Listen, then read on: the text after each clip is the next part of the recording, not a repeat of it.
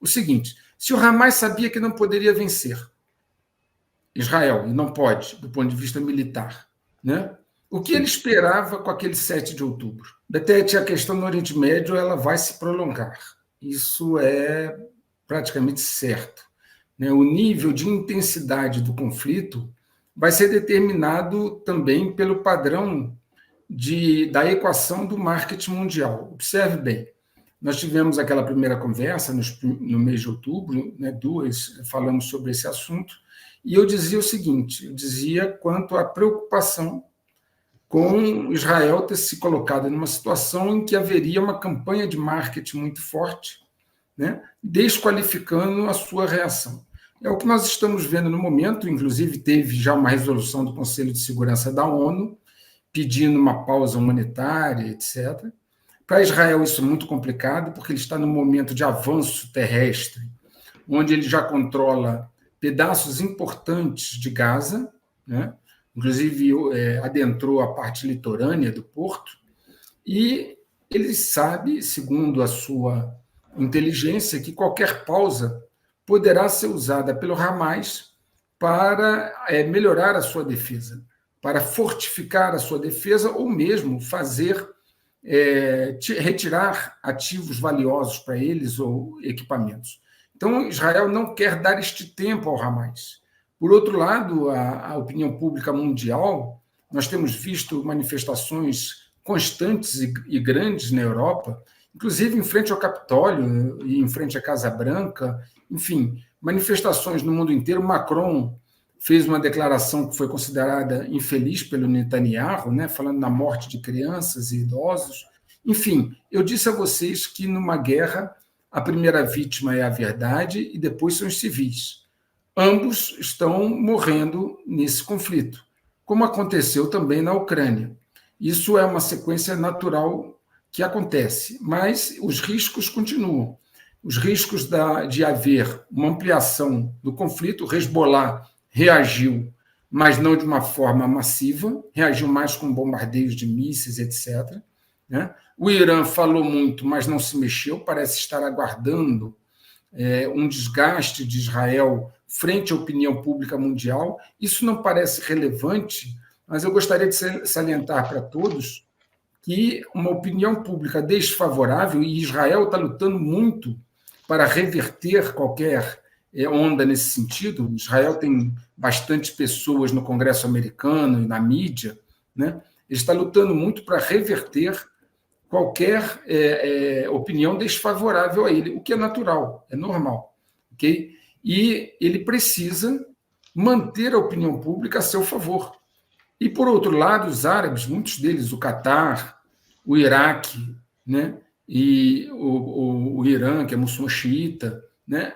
Síria, Líbano, alguns países parecem estar esperando para ver como essa equação se assenta, como ela se solidifica. Enquanto isso, o ataque terrestre, que levou tanto tempo, né, para sair, a invasão de Gaza, está avançando. Infelizmente, a questão principal, que são os reféns ali naquele momento, ainda não está equacionada. Acharam o corpo agora de uma das reféns, quer dizer, não obteve ainda o objetivo de libertar os reféns, e há todo um desgaste, né, natural desse tipo de situação. Mas o principal, Betete, está sendo possível conter o alastramento do conflito, e isso é muito importante. Bom, você tocou num ponto aí, professor, a questão dos reféns, né? Parte aí dos líderes mundiais pedem um cessar-fogo. Israel fala taxativamente: eu vou pensar nisso na hora que os reféns voltarem seguros para Israel. E do outro lado, não há nenhuma cessão, 1 milímetro sequer para isso. Nessa situação, se você me der isso, eu faço aquilo, né? Então, ninguém está cedendo. Pela sua experiência, pelas estratégias de guerra, né, tudo, como é que vai se desenrolar esses próximos acontecimentos? Quando você chega nesse checkmate, né, qual que é a tendência do jogo aí, Israel e Hamas agora? Olha, Betete, o Hamas tem usado os sequestrados e até a população civil como uma forma de escudo, de defesa. Pense bem, o Catar já tentou intermediar um acordo, o Egito, sobre alguns momentos, também tentou intermediar um acordo para que fossem entregues os reféns. Vamos ver por um outro lado, seguindo a lógica deles. Se eles entregarem os reféns, o que impede Israel de atacar e destruí-los todos, porque agora nem reféns eles vão ter? Entende? E ele já falou lá atrás que ele quer acabar com tudo ali, né, de estrutura do Hamas, né?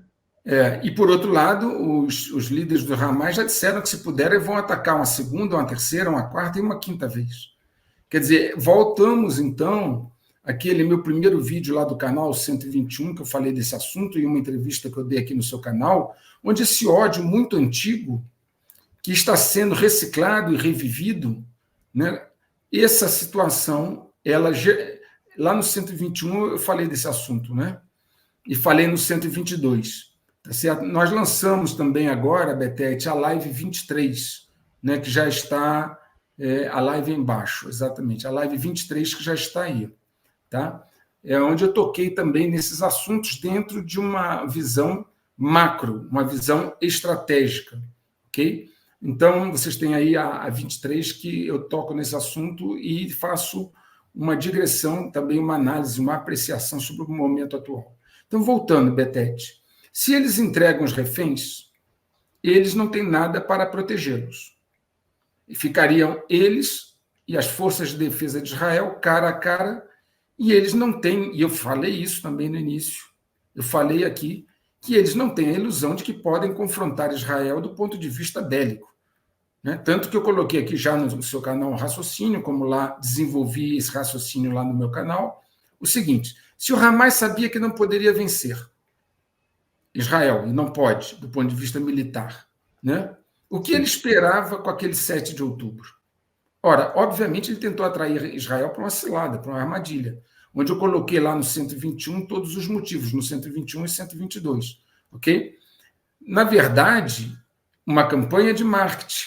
Eles queriam alastrar o conflito para outros países árabes, eles queriam criar uma fábrica de terrorismo, porque cada família enlutada de árabes, cada família enlutada, né, faz com que outros se tornem radicais, se tornando uma fábrica de radicais. Então, na verdade, o Hamas não tinha o objetivo, e não tem, e sabe disso, de vencer Israel no campo de batalha, não tem nenhuma chance. Mas queria atraí-lo, Betete, para uma cilada onde uma campanha de marketing desfavorecesse Israel, onde outros países árabes fossem atraídos para o conflito, outros movimentos de organizações árabes fossem atraídos para o conflito, como Hezbollah, como o ISIS, o Daesh, a Al-Qaeda, o Talibã, e isso não está acontecendo, Betete. O combate não está se alastrando, mas, por outro lado, a campanha de marketing tem surtido efeito a nível mundial, como eu falei aqui, com passeatas na Europa, nos Estados Unidos, etc. Qual é a dinâmica do jogo, então, Betete? Se eles entregam os sequestrados, eles não têm mais como se defender, uma vez que os outros países em movimentos não deram sinais de entrar com botas no terreno. Estão dando financiamento, estão dando apoio político, mas pé mesmo no terreno, ninguém se prontificou a fazer. Então, provavelmente, esse é um conflito, né, que vai se manter em baixa, média intensidade, ainda por um tempo, e a depender dos fatores que interajam, ele poderá se alastrar e se tornar de alta intensidade ou não. E tem a necessidade do financiamento externo também, né? A hora que começar aí mexer com a economia, a gente sabe que essa situação caminha já numa velocidade diferente. Eu gostaria de comentar contigo, professor, você já pode concluir na sequência. Você falou que o Hamas ele utiliza muito essa questão da população civil, né? Hoje ele tem cerca de 200 de reféns e também utiliza a população civil como um escudo aí. Essas informações sempre estão sendo divulgadas. Agora, por que a grande mídia internacional, por que os grandes pensadores, né? Por que os defensores da paz não colocam isso de uma maneira muito mais forte? Olha, esse inimigo aqui, ele usa táticas, estratégias totalmente, não sei se eu poderia colocar a palavra ilegal, quer dizer, não dá. Eu observo, assim, a grande mídia, a opinião, muito inocente nisso, ou seja, eu estou lutando com o inimigo, que ele está dando golpe baixo toda hora. E fica por isso mesmo, professor? Betete, lamentavelmente, se você estudar a história da humanidade, em toda guerra houve golpe baixo, né? Se você estudar a Primeira e Segunda Guerra Mundial, repleta de golpe baixo dos dois lados. Se você olhar a guerra que se desenrola no Brasil, uma guerra não declarada e quente, golpe baixo com rasgar leis e instituições, ocorre o tempo inteiro. A guerra, infelizmente, tem disso, né? Veja o que está acontecendo no nosso país. Golpe baixo é o que mais tem tido, né, nos últimos anos e meses. Então, infelizmente, o ser humano ele é muito civilizado até que a sua sobrevivência esteja ameaçada. O ser humano, na verdade, ele tem um verniz, um polimento de civilização.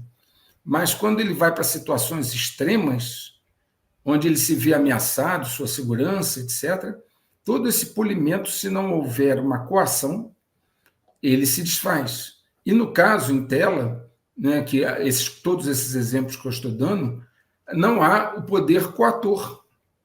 O ser humano, pegue uma cidade, Betete, e diga assim, olha, nós vamos ter aqui 3 dias sem polícia, vocês fiquem à vontade, porque nós confiamos na população, nós confiamos na educação e na civilidade de vocês, então serão 3 dias com vocês tranquilos, sem polícia nenhuma, porque nós confiamos que vocês serão civilizados.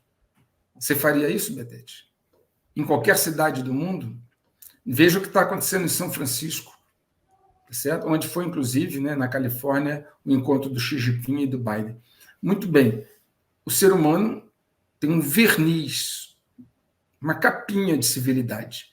Mas se você tirar dele as necessidades básicas daquela pirâmide de Maslow, etc., você vai descobrir rapidamente quem é o ser humano. Então, infelizmente, golpe baixo